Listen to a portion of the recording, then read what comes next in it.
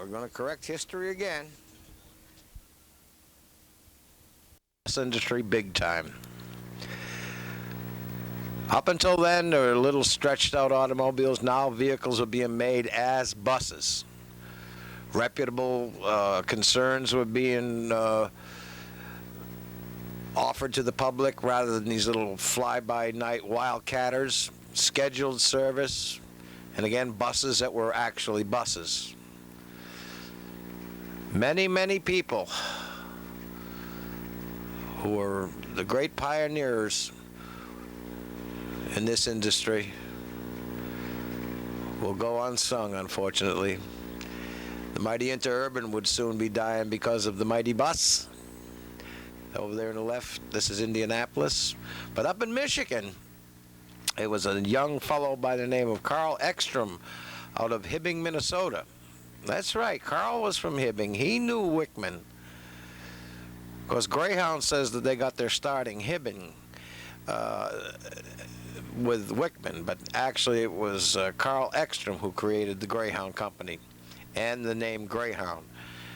As a matter of fact, when he created the first holding company, Motor Transit Corporation, Wickman was still running buses in Hibbing under the name Northland Transportation. Well, Ekstrom already had incorporated the name Greyhound Lines. He was great for buying up companies. So he had a system going, and he invited, when Motor Transit was changed to Pacific Securities, the Greyhound Corporation, he invited Wickman on board, which was a horrendous mistake. Because Wickman and Ralph Bogan and Orville Caesar were pretty ruthless guys. And poor Carl Ekstrom would end up down in Texas, his own company. He'd lose his own company. He'd be running Texas Southland Red Ball bus here. Notice the old-time Greyhound Dog on the side, though. And eventually be running a city transit operation there. And that's until he retired to Florida. That's where he'd end his bus career in Corpus Christi, Texas. In the meantime, these three guys, Bogan, Wickman, and Caesar, they were off and running. You didn't want to come up against them if you could help it. Now, this is the original Northland Transportation up in Hibbing. Again, Greyhound was already in operation when this picture was taken. The Greyhound Lines was already running from Michigan into Illinois, around the lake, Lansing, Grand Rapids, down to Chicago. So, in all actuality, Hibbing is right in one way, but they're honoring the wrong people. Now, they bought an ailing truck manufacturer down in Illinois called Will Motors. And they created their own buses, just like MCI today, and they were called Wills. Now, here's Eddie Canner christening one of the sleeper coaches with Orville Caesar beaming on. Notice the white opaque window there? That's a John. And it dispensed immediately in front of the rear wheel, so anything that came out of the John would be flattened. The old cliche, please do not use while in station. But they, like I said, they would just start buying things by leaps and bounds. As a matter of fact, they sort of ran amok. And there is a huge stock exchange broker on Wall Street called Goldman Sachs. They're still in existence today. And they had to send in a financial policeman by the name of Matt Robinson to save the company, because they had a tremendous amount of Greyhound stock. And Matt said, well, that troika is okay as long as you keep them with their buses. Don't let them near the change box, because they spend money in a haphazard manner. So he completely took over the financial structure of the ailing Greyhound Lines, which very nearly had to close its door. Just like today, very nearly had to close its door again. And he brought her back to life with marketing, with tightening of the reins. So you can owe Greyhound lines to Matt Robinson. He invented absolutely awesome marketing campaigns. A marketing department that would stay with Greyhound until the end. We consider the end of Greyhound when Teach took over. So he would stay with that style of marketing would stay pretty much throughout. To be a Greyhound driver in those days was really something, I want to tell you. I mean, really something. You had carried an awful lot of prestige. In a class of 50 drivers, if 2 made it, it would have been considered a good class. But when you got your bus and your Greyhound uniform, you were home free. Boy, you was a proud son of a gun. Now, in the meantime, back in Michigan, there was an outfit called Yellow Coach Manufacturing, which was a subsidiary of the General Motors Corporation, which was already a big, strong company in America. And they looked at this Will bus that was actually hurting them. The Will bus was selling better than their over-the-road coaches. So what they did, consequently, was go to Greyhound and make a pact. And they said, if you sell us all the manufacturing rights to the Will, we'll give you priority treatment and your own exclusive designed coach. Well, initially, they didn't get their own exclusive designed coach. They got the Yellow Z. And they continued to buy some Macs, ACFs and Whites and things of that nature. But there was no question the Yellow Z would become the backbone of the fleet, the queen of the fleet. For her period in time, she was, pretty much considered state of the art. There's one of the really big cars there. And the insides were more than adequate. They were actually comfortable. They were fairly comfortable. So the little yellow coaches like this would more or less go by the board. A few lightweights were still made, but everything was invested in the big Zs. Unfortunately, the big Z was made available to everybody. Now, Greyhound, of course, they always had something, different options in their cars, but basically, how could they sell the greatest bus going when everybody else was operating the bus that was their competition, including the newly emerging amalgamation called Trailways? But they got a heck of a blast in the arm there when it happened one night. The movie had happened one night. The first 10 or 15 minutes of it takes place on a Greyhound bus. Clark Abel, Claudette Colbert over there on the left, and Ward Bourne in the driver's seat. Ridership on Greyhound went up 60% after this movie. Got to remember, there was no video commercials back in these days. This was the next best thing to having what today would be considered a video commercial. It was a heck of a movie. I suggest you rent it. If you've never seen it, it's really, the movie itself is good. Frank Capra did a yeoman job on the thing. But I suggest you rent it. And what happened was that White Motors streamlined their White 54A, or their 54 chassis, and called it a 54A. And it sold very, very well, even to Greyhound. So Yellow Coach came along and streamlined, quote unquote, their Yellow Zs.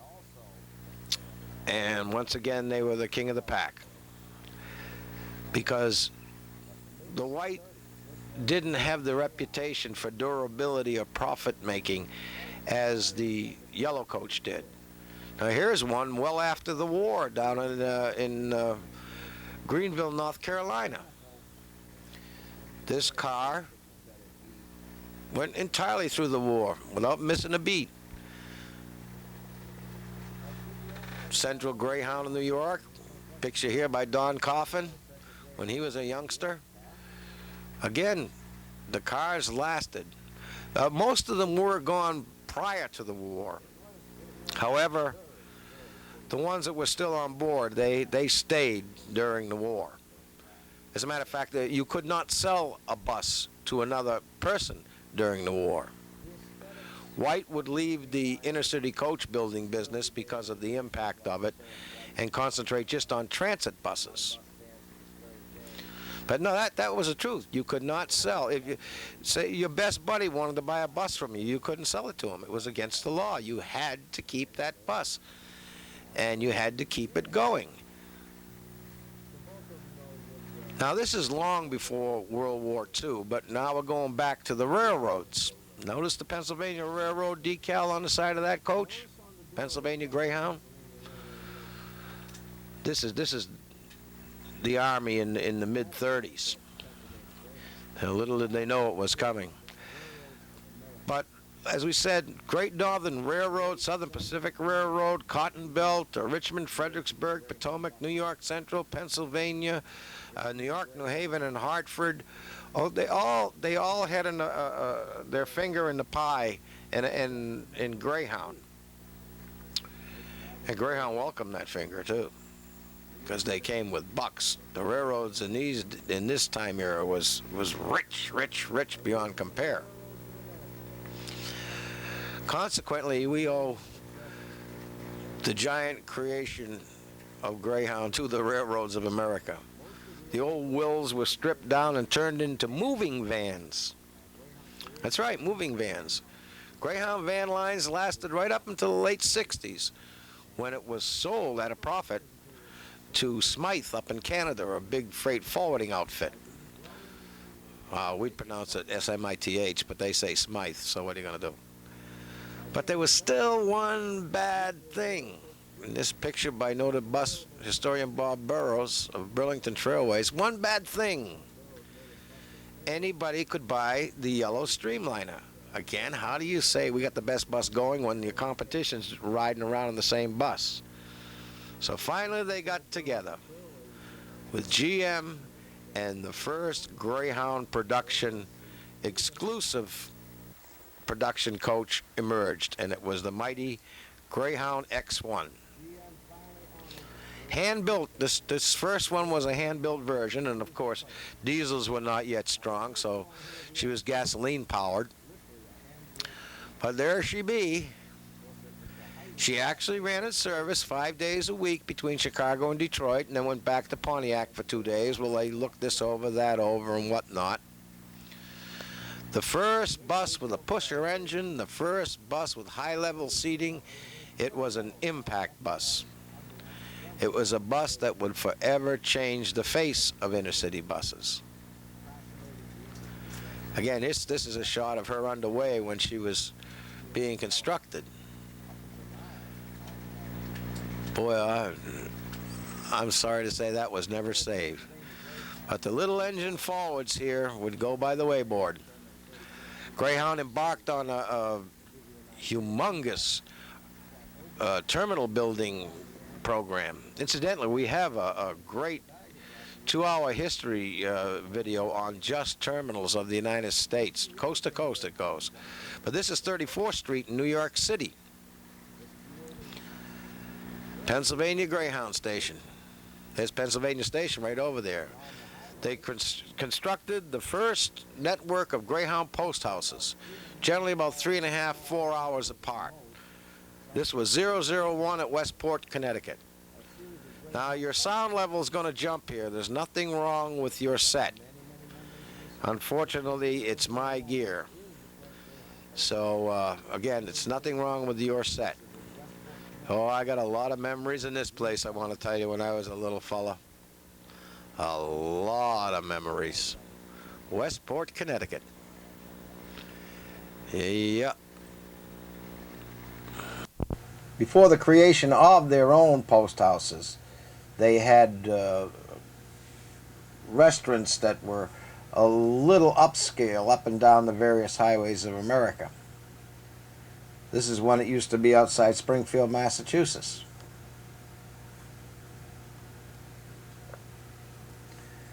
With the creation of X1, they were on their way.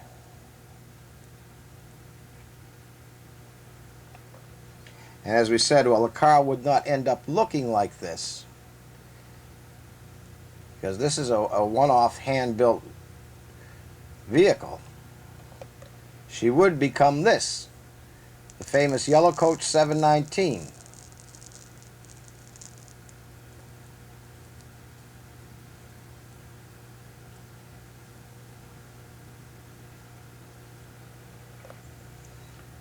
And they would be tooting their own horn with this one, the Greyhound Super Coach.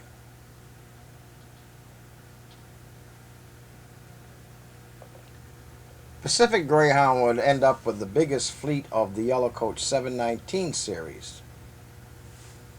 However, this car, again, would get some technological improvements and be upgraded. Pacific Greyhound named all of their cars. This one here is the City of Bakersfield. She was fleet number 352 in Pacific Greyhound Lines. Before they suspended production of the 719, though, they made themselves a deluxe Pullman-style sleeper coach. It was a very, very unique beast, to say the least.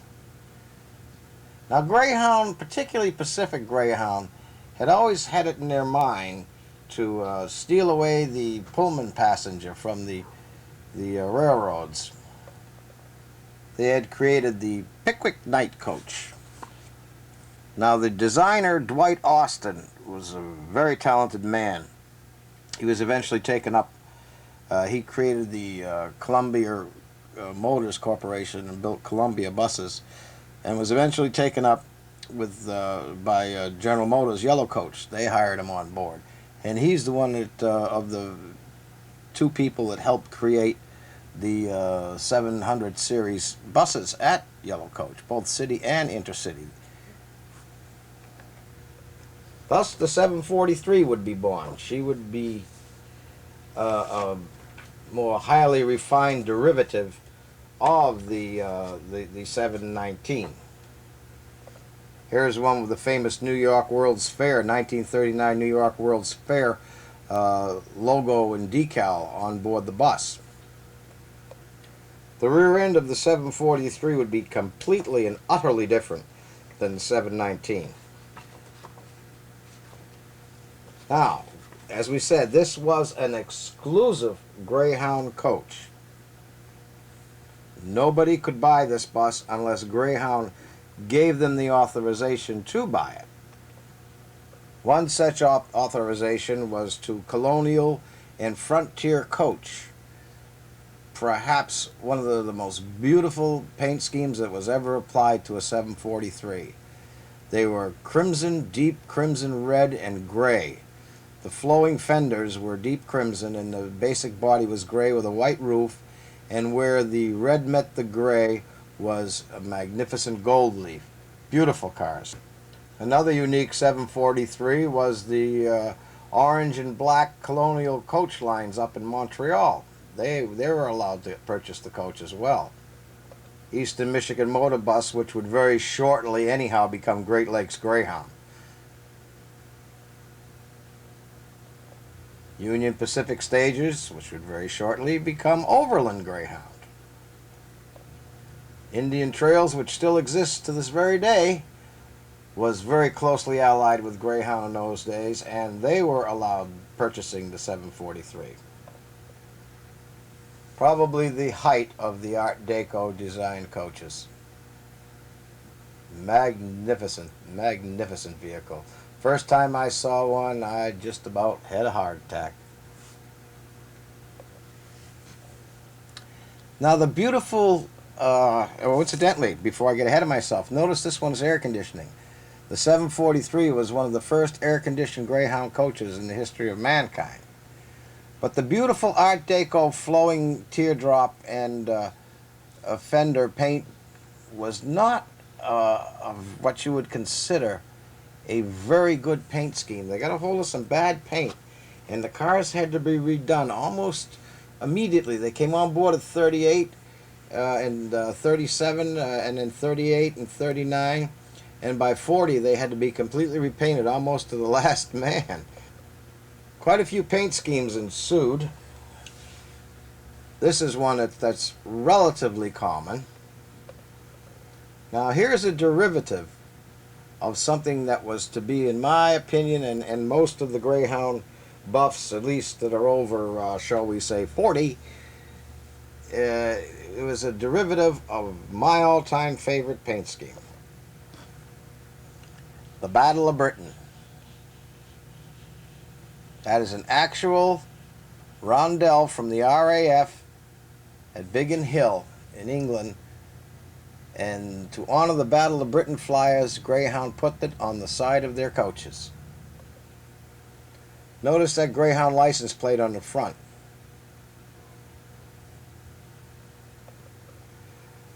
Of course, it wouldn't be too long before we would be in the war ourselves. But before we get to World War II, here's an old Great Lakes Greyhound car. A Central Greyhound 1259, Central Greyhound in New York, making our way over the railroad tracks.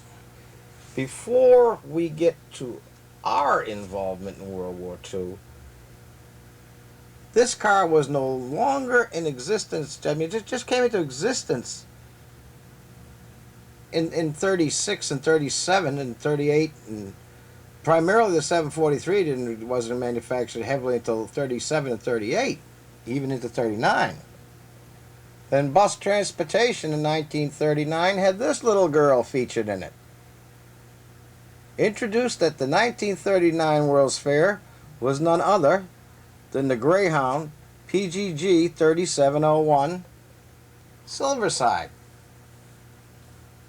Now, the first Greyhound Silversides were 33-footers, as were the 743s and the 719s, and as a matter of fact, all buses of the day.